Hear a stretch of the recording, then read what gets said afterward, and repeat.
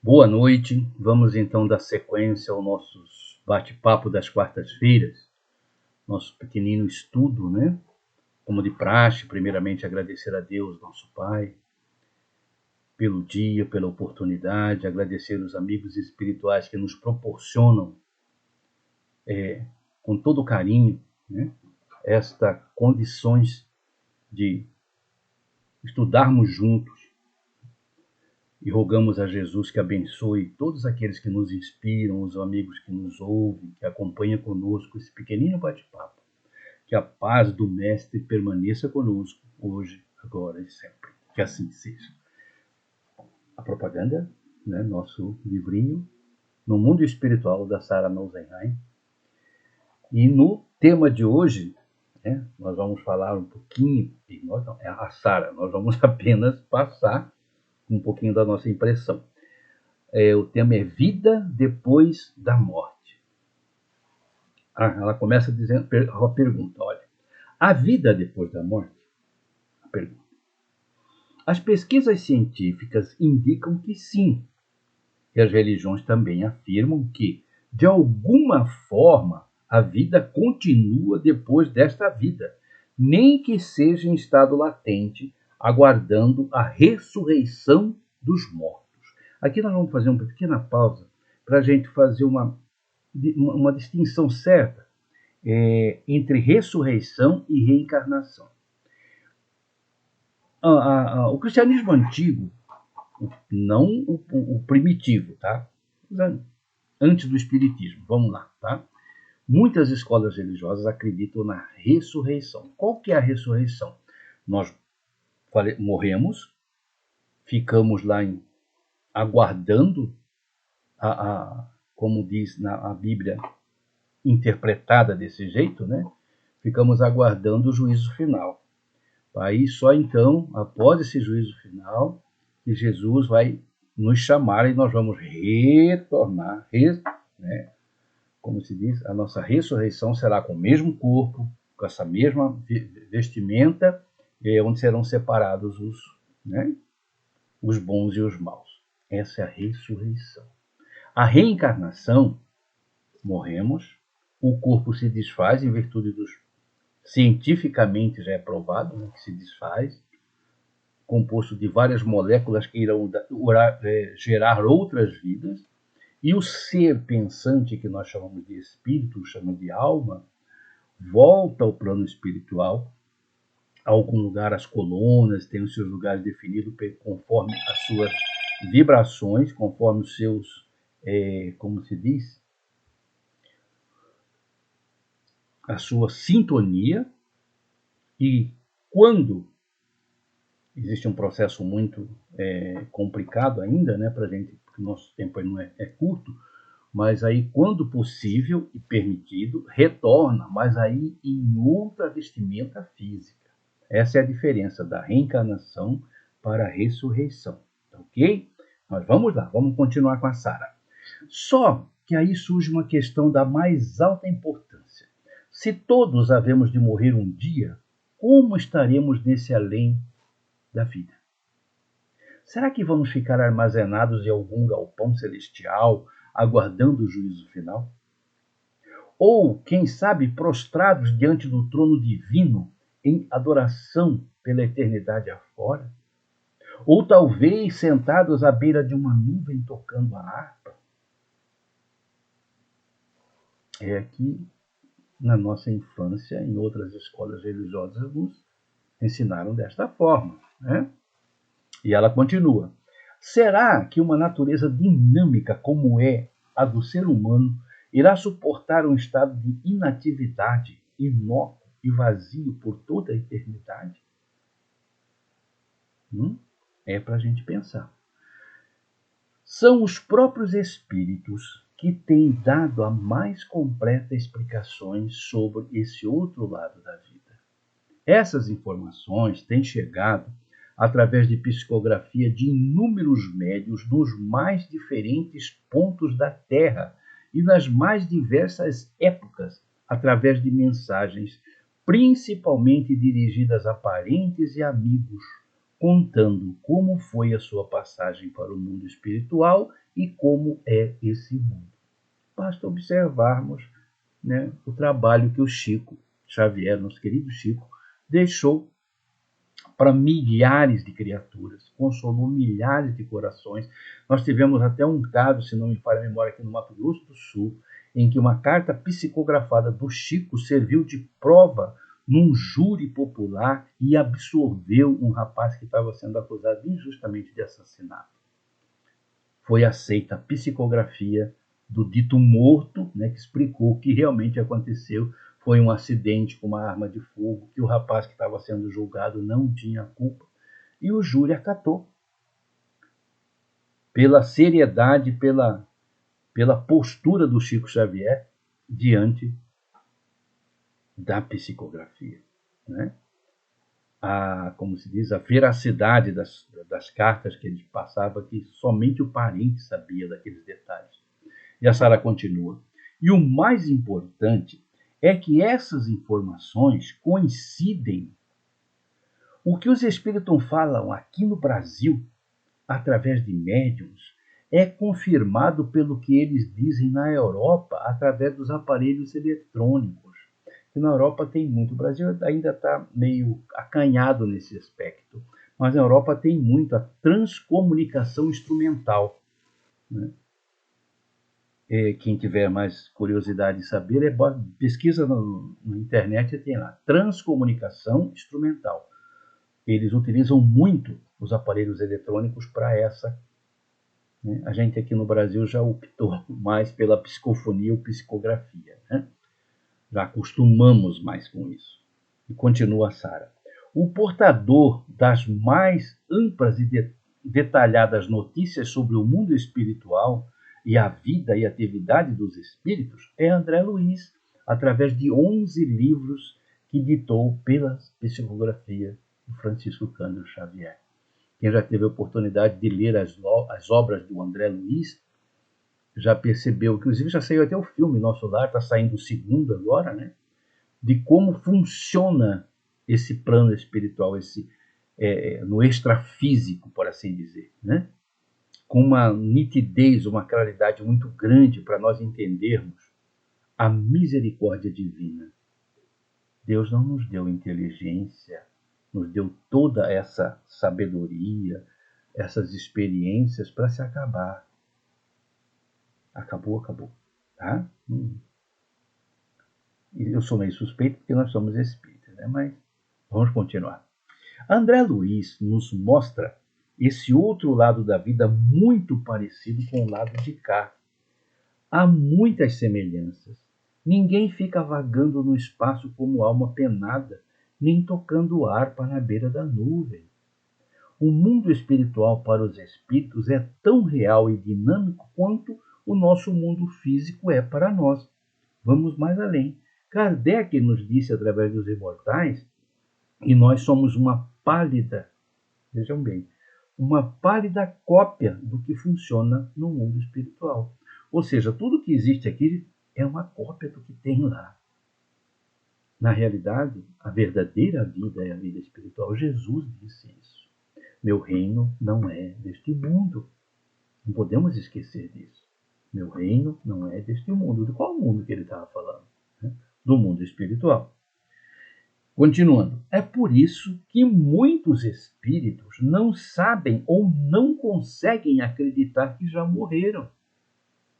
São aqueles que pensam que ao morrer, olha só que coisa interessante isso aqui, são aqueles que pensam que ao morrer irão para o céu, ou para o purgatório, ou mesmo para o inferno. Ou então que a morte irá apagá-los de uma vez.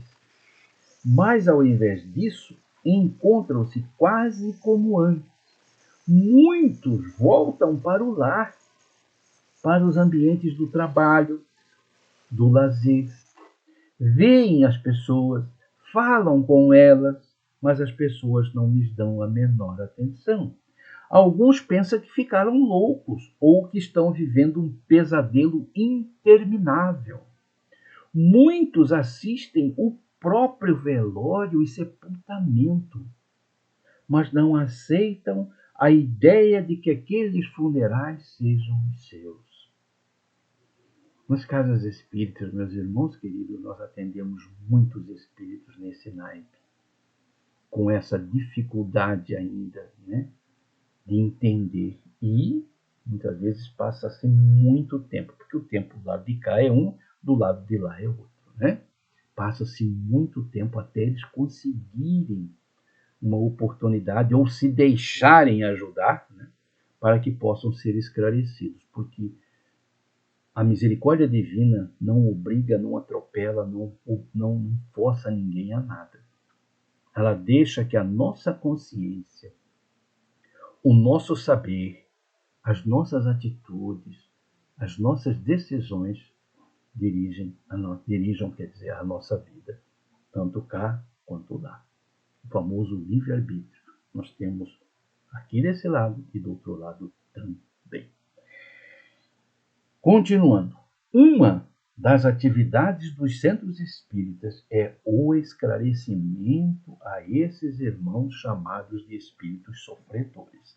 O que nós estamos vendo, infelizmente, no movimento espírita atualmente é,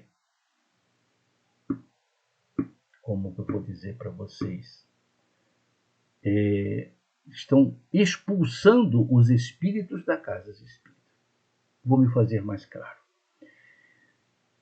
Muitas casas não estão aceitando mais o trabalho de psicofonia, ou seja, deixarem esse espírito chegarem para se manifestar, entender, pedir ajuda. Como que eles fazem isso? A Sara explica aqui, ó. Eles incorporam-se ao médium e o doutrinador conversa com eles explicando-lhes a realidade. O grupo todo envolve o irmão sofredor em vibrações de paz e amor. É como ele se alivia e consegue melhorar a própria frequência vibratória.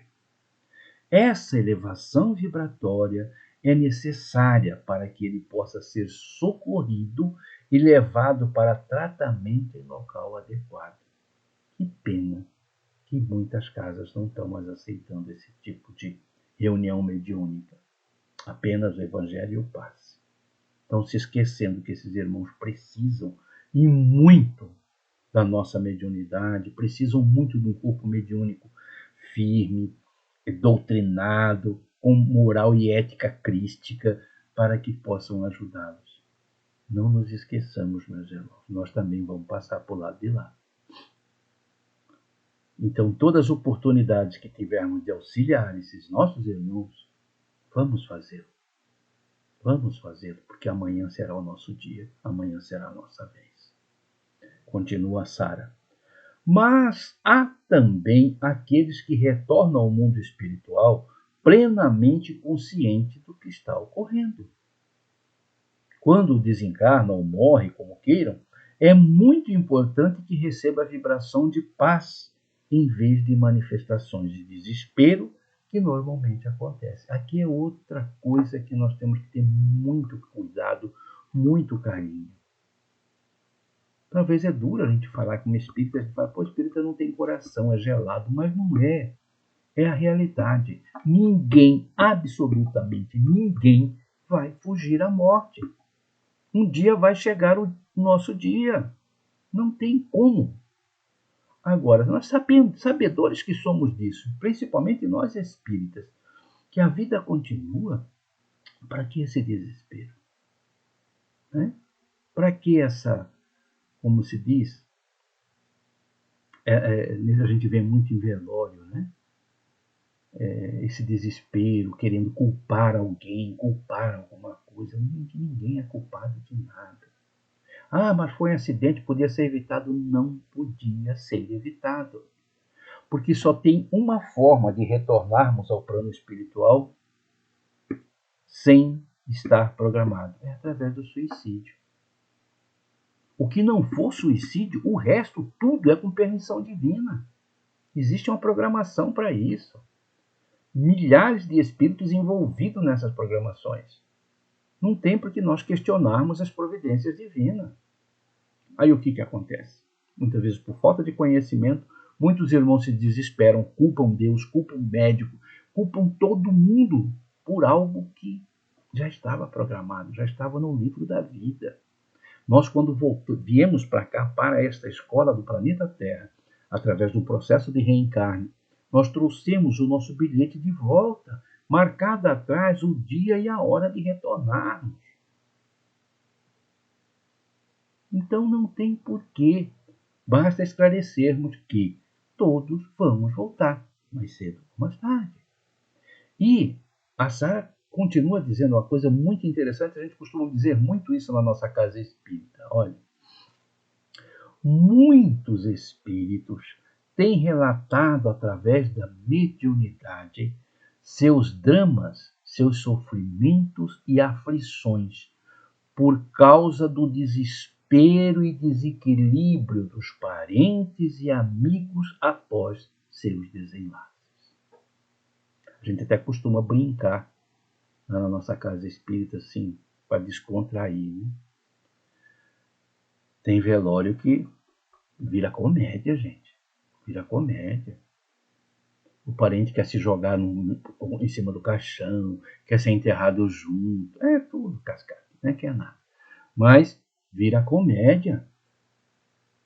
E nós não estamos respeitando o ser que está sendo desligado naquele momento pelos espíritos superiores, pelos espíritos responsáveis por aquilo. Aí ficamos com aquelas conversas paralelas naquele momento em que deve existir um respeito, um clima de oração pelo familiar e principalmente pelo aquele coração que está voltando para casa. Do outro lado da vida, a doutrina nos ensina que existe uma recepção fantástica por aquela criatura, os seus corações queridos que estão do outro lado aguardando, né? Aquela festa do retorno, e nós aqui atrapalhando. Como diz um amigo espiritual, né?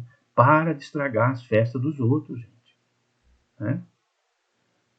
E a Sara continua dizendo, ó, esses espíritos, né, que se comunicam relatando esses dramas, ela diz assim, ó, eles dizem que as lágrimas dos entes queridos que ficaram na terra, suas vibrações angustiadas, chegam a eles com muita intensidade, provocando aflições sem conta. Olha só. Por isso, ela encerra dizendo, diante da morte, a atitude dos parentes deve ser de respeito, serenidade, equilíbrio e, acima de tudo, prece. O recém-desencarnado necessita de muita oração, porque nós não sabemos o que está marcado na sua cadernetinha, o que está programado para o seu retorno. Então, qual que é o alimento que nós podemos dar àquele irmão ou àquela irmã que está retornando? As nossas orações, as nossas preces, né? O nosso agradecimento por ter feito parte da nossa existência. Feito isso, consolo aos familiares através de esclarecimento. Né? É o que a doutrina nos ensina. Muitos irmãos não são espíritas, né? Talvez até nos ouve também, nos assiste, fala, não, mas eu vou esperar o juízo final. É um direito seu. É um direito seu. Como nós dissemos agora há pouco, não há interferência em nosso livre-arbítrio. Eu desencarnei, a hora que eu abri o olho, estou morto, eu vou ficar deitado aqui esperando o juízo final. Fique. É uma escolha de cada um, entendeu? Mas que a vida continua. Mais cedo ou mais tarde nós vamos ter que falar, opa, e aí? Vamos ficar aqui esperando quanto tempo? Né? Um século? Um milênio? 10 mil anos? 1 milhão de anos? Não importa diante da eternidade. Né? Deus aguarda com todo carinho o nosso retorno. Não querendo, né, ser melhor do que ninguém, mas o espírita tem a obrigação de saber isso. Estudar e entender o encarne e reencarne. As casas espíritas têm que passar isso para os seus médios, para os seus frequentadores. Porque por isso que a doutrina espírita é consoladora, porque ela esclarece. E o esclarecimento faz com que nós fomos perdendo aquelas pechas que nos foram colocadas lá na infância. De medo do céu, de medo do inferno, do demônio, do capeta, essas coisas tudo que faz a gente, né, crescer já com medo de Deus, que Deus castiga. Deus não castiga ninguém, Deus é um Pai amoroso, ao extremo, ao extremo. Nós aqui, por vezes, o decepcionamos, entre aspas, né, que ele não decepciona também, porque ele não se ofende, porque ele é por amor, mas nós é que invertemos as coisas. Meus irmãos, deu o nosso horário. Meu muito obrigado pela paciência, pela audiência. E até a próxima quarta, se Deus assim o permitir. Um beijo no coração de todos. Fiquem com Deus.